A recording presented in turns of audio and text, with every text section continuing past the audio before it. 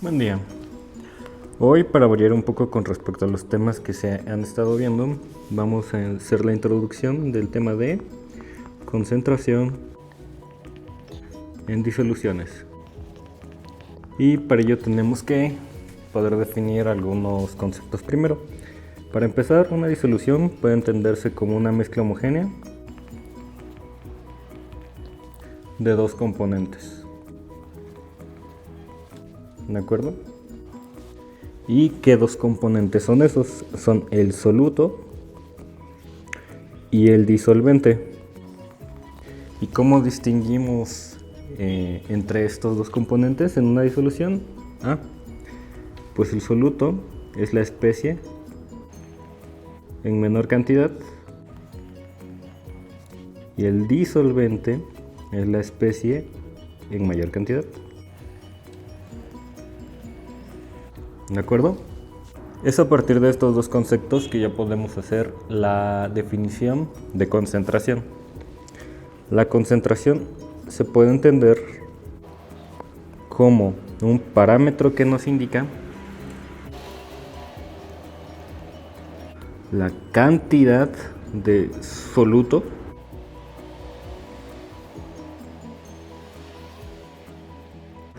que hay en una determinada cantidad de disolvente.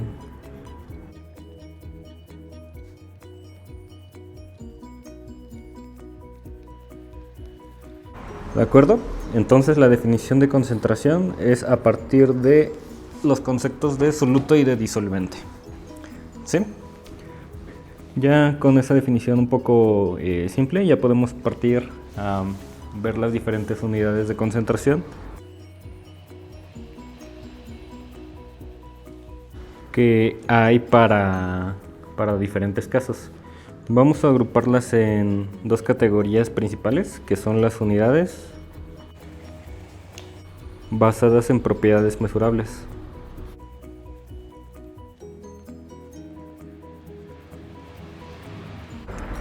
y las unidades basadas en mol.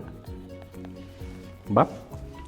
Entonces vamos a revisar la primera categoría. Para ello tenemos primero las concentraciones en porcentaje. Que este tipo de concentraciones tienen dos categorías, que es el porcentaje en peso, que está definido como la relación entre la masa de un soluto entre la masa total de la mezcla por 100, debido a que es un porcentaje. Y aquí hago énfasis, aquí es la masa total de la mezcla, es decir, la masa del soluto más la masa del disolvente. ¿De acuerdo? Aquí el énfasis es debido a que no en todas las unidades de concentración están definidas de esa manera, y en algunas ocasiones puede haber una que otra confusión, y es pues muy importante no cargarlas desde un inicio, sino ya resolverlas. Algunas consideraciones que se deben tomar al usar este tipo de unidad es que estas masas deben tener las mismas unidades. Es decir, que no puedes estar revolviendo miligramos con gramos, miligramos con kilogramos, kilogramos con gramos. No, tanto la masa del soluto como la masa de la mezcla deben de estar en las mismas unidades. Cuando se encuentran con las mismas unidades, entonces se puede interpretar esta unidad de concentración como la cantidad de soluto en gramos que hay en 100 gramos de mezcla. Es decir, tú tomas 100 gramos, los pesas, 100 gramos de tu mezcla, y ya a partir de esta concentración ya puedes determinar cuánto soluto debería haber en esa alícuota que tú has tomado. ¿De acuerdo? Este porcentaje también tiene una derivación que se llama porcentaje volumen-volumen. Y está definido de la misma manera, pero ahora lo que cambia es que está definido con respecto al volumen del soluto y al volumen de la disolución. Y nuevamente por 100 debido a que es un porcentaje. ¿Va? Se tienen las mismas consideraciones, las unidades deben ser iguales. Y la interpretación de esta unidad de concentración es básicamente la misma. Tú tomas una alícuota de 100 mililitros de tu disolución y de esos 100 mililitros esta unidad de concentración te está indicando cuántos son de soluto, ¿de acuerdo? Sí, es la misma interpretación. Dentro de las unidades de concentración que están definidas con respecto a propiedades mesurables, también se encuentran unas que están específicamente usadas para intervalos de concentración bajos. Y en este caso, la primera de ellas son las partes por millón.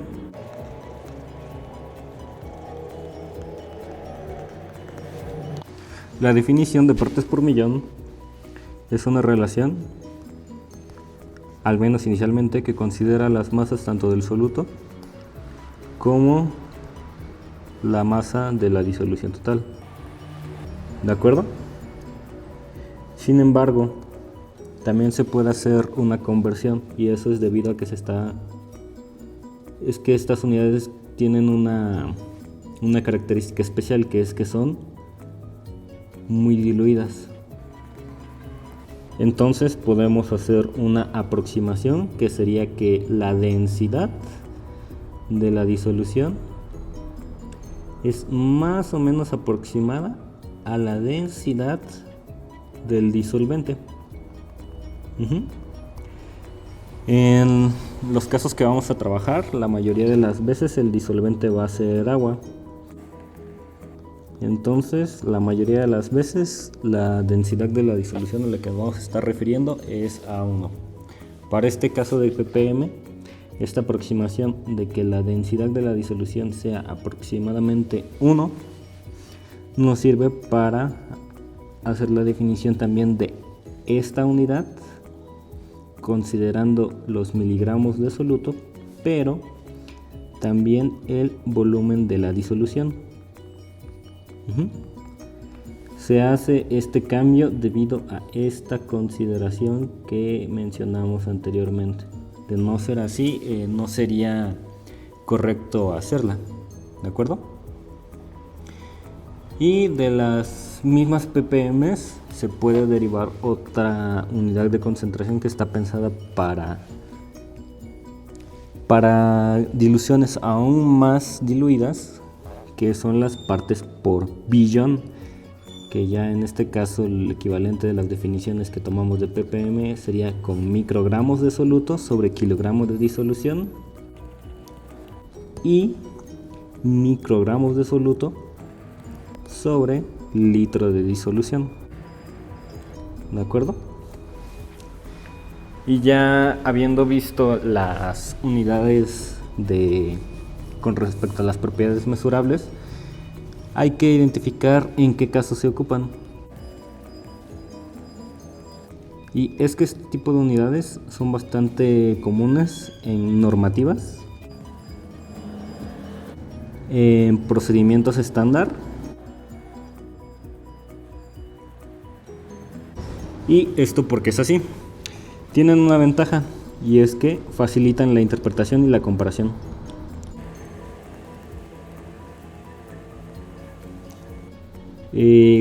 Al estar definidas con respecto a dos propiedades como son la masa y el volumen, que son bastante comunes y con los que la mayoría de los profesionales están familiarizados, es más sencillo que los resultados que se obtengan al estar en este tipo de unidades sean interpretados, sean comparados, debido a que pues son, como decirlo, como un poco más directos y no necesitan de un conocimiento especializado en química para ser interpretados. Sin embargo, también tienen otra desventaja, y es que no se pueden operar cálculos directos con ellos.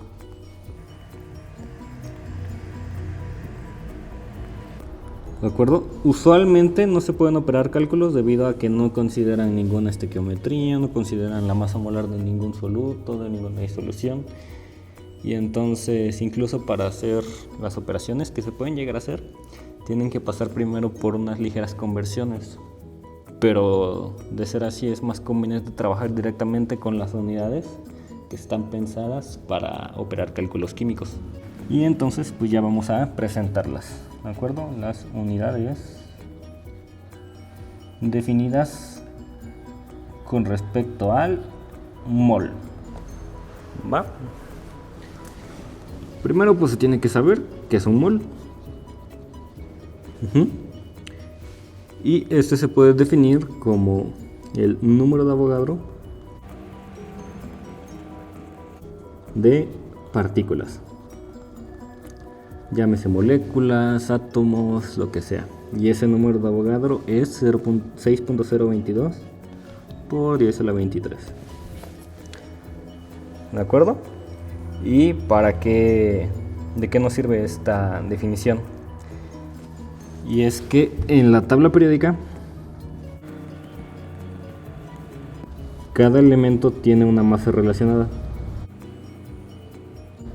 Vamos a llamarle masa molar para conveniencia. Y esa masa molar está definida con respecto a este número, ¿sí? Como todos los átomos son diferentes, algunos más complejos, otros más sencillos, el establecer la masa de un determinado número para todos los casos te sirve de que todos los elementos estén siendo medidos con la misma regla y obtener resultados que sean comparables entre sí. ¿De acuerdo? Entonces, vamos a ver lo primero que tenemos que hacer, que es la conversión de masa a mol. Digamos que tenemos una determinada X gramos de un elemento, el que sea. ¿Va? ¿Cómo lo pasamos a mol? Pues entonces ya teníamos el concepto de masa molar, ¿sí? Y ese se define como un mol del elemento sobre una determinada cantidad de gramos de elemento, ¿sí? Esta cosa de aquí es la relación que conocemos como masa molar, solo que en este caso lo estamos ocupando como un factor de conversión. Y ya saben cómo son las cosas, si divides entre ellas usualmente se cancelan, ¿no? Digamos divides entre 3 y se cancelan, ¿no? Pasa lo mismo con las unidades. Entonces aquí tenemos gramos de elemento entre gramos de elemento, se cancelan y el resultado nos debería quedar en mol de elemento. Así es como se hace la conversión. Y es a partir de ello donde ya podemos empezar a definir las diferentes unidades de concentración con las que usualmente se trabaja en química.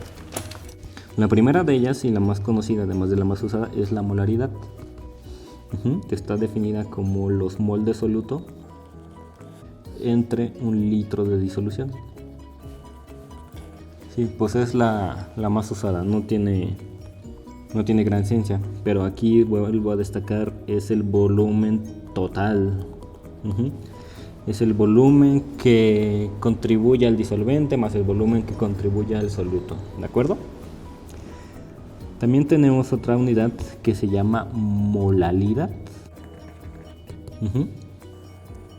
Esta tiene el mismo numerador que son los mol de soluto, pero está definida usando los kilogramos de disolvente. Y esta es la razón por la que les hacía énfasis, porque hay unidades donde no se considera las propiedades de la disolución total, sino que están considerando las del disolvente. En este caso no es la disolución, solo es el disolvente. En el caso anterior sí era la disolución, pero aquí solo estamos considerando la masa del disolvente, ¿de acuerdo? Aquí voy a hacer un paréntesis, y es que esta unidad es muy usada en físico-química. ¿vale? Y es que en fisicoquímica una de las propiedades más estudiadas es la temperatura. Y la temperatura puede hacer cambiar algunas propiedades, entre ellas es el volumen, debido a que altera la densidad de las sustancias, por lo que usar molaridad resulta inconveniente, debido a que no vamos a estar teniendo una propiedad con un valor constante, se va a estar viendo alterada.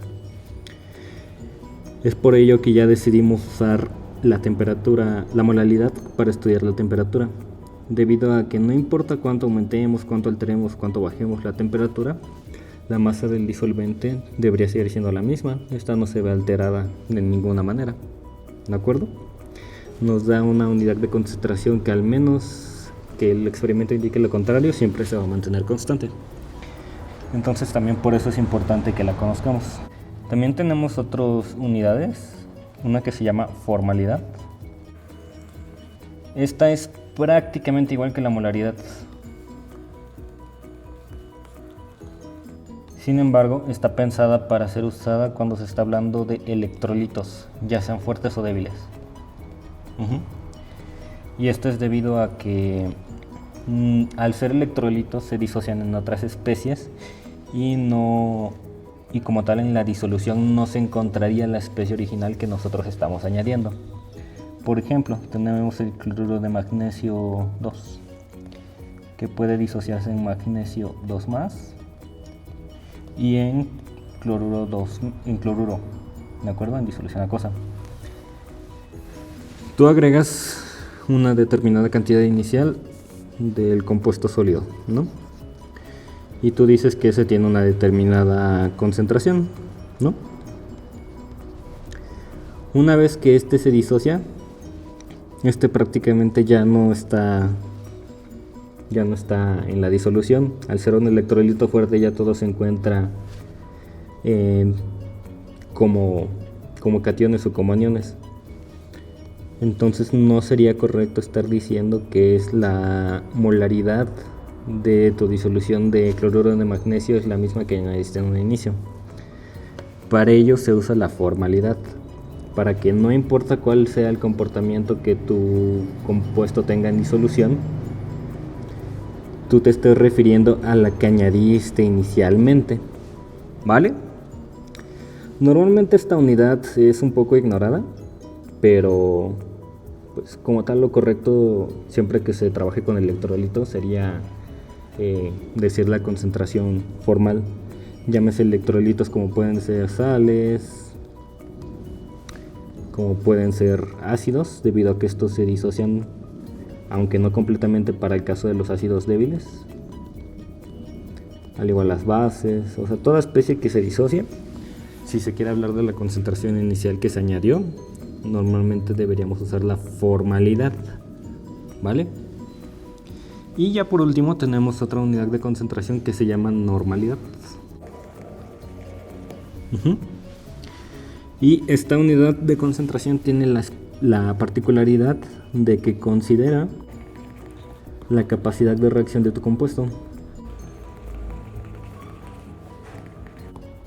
Y a esta capacidad de reacción se le da el nombre de equivalente. Tomemos el ejemplo de un ácido para poder ilustrarlo. Tenemos tres casos: que un ácido sea monoprótico, que sea diprótico o que sea triprótico, ¿de acuerdo? Los equivalentes a los que hace referencia esta unidad de concentración se refiere al número de partículas reactivas que tiene un compuesto. En el caso de los ácidos, pues ya sabemos que siempre debería ser el hidrógeno ácido, ¿de acuerdo? Entonces, este es monoprótico, se dice que tiene un equivalente. Este es diprótico, se dice que tiene dos equivalentes. Este es triprótico, se dice que tiene tres equivalentes. Y lo que les quería mencionar también es que esta unidad está definida con respecto a la molaridad. Hay una relación que guardan entre ellas, y es que la normalidad es igual a la molaridad multiplicada por el número de equivalentes que tenga la molécula de la que estemos hablando. ¿de acuerdo? Y a partir de ello, una forma ya es un añadido, pero de que podemos saber si estamos haciendo bien las conversiones o no, es que la normalidad en todos los casos tiene que ser mayor o igual que la molaridad. Si te da al revés, que la normalidad te dio menor que la molaridad, es que estás haciendo algo mal, ¿de acuerdo? Y también, pues esta unidad no está pensada únicamente para ácidos, sino que también se ven, voy a nombrar algunos casos, y es que por ejemplo para precipitación se puede considerar la carga de catión, y para redox se puede considerar el número de electrones de la semirreacción, el número de electrones que se cambiaron en la semirreacción, ¿vale? Y entonces esta unidad parece dar pues bastantes problemillas, ¿no? O sea, porque tienes que definir cuál es tu compuesto, cómo va a reaccionar, con cuántas partículas tiene, o sea, tienes que conocer bastante bien tu disolución. ¿Qué ventajas nos da? Pues es una en particular, y es que simplifica cálculos. Verdaderamente simplifica cálculos. Esta unidad está pensada para que la estequiometría esté incluida de manera implícita. Entonces, al considerar los equivalentes de las moléculas que están reaccionando, te permite, al menos en cuanto al cálculo se refiere, considerar todas las reacciones como una reacción 1 a 1. Verdaderamente es la ventaja de usar esta unidad, que te simplifica los cálculos debido a que la estequiometría ya está implícita. Y se puede usar, bueno, esta unidad es bastante común en algunos reactivos, principalmente aquellos que están pensados como estándares, bueno, como disoluciones estándar, para determinar la concentración de algún analito. Por ejemplo, llegas a ver el nitrato de plata en concentraciones normales, el dicromato de potasio también lo llega a hacer con concentraciones normales, e incluso la disolución de DTA la llegas a ver en concentraciones normales, aunque la molaridad tiene el mismo valor, en ese caso particular del DTA. Y pues eso sería todo por parte de del tema de concentraciones. Tengo planeado hacer algunos shorts con ejercicios para resolver. Y dentro de los anuncios parroquiales también les comento que ya hay página de Facebook, es tal cual el mismo nombre. ¿Sí? Les dejo el link en la descripción, y el objetivo de esta página es pues subir memes que tengan relación con respecto a los temas que hayamos visto, y pues si ya los entienden quiere decir que sí entendieron el tema, ¿vale? Eso sería todo por mi parte, hasta luego.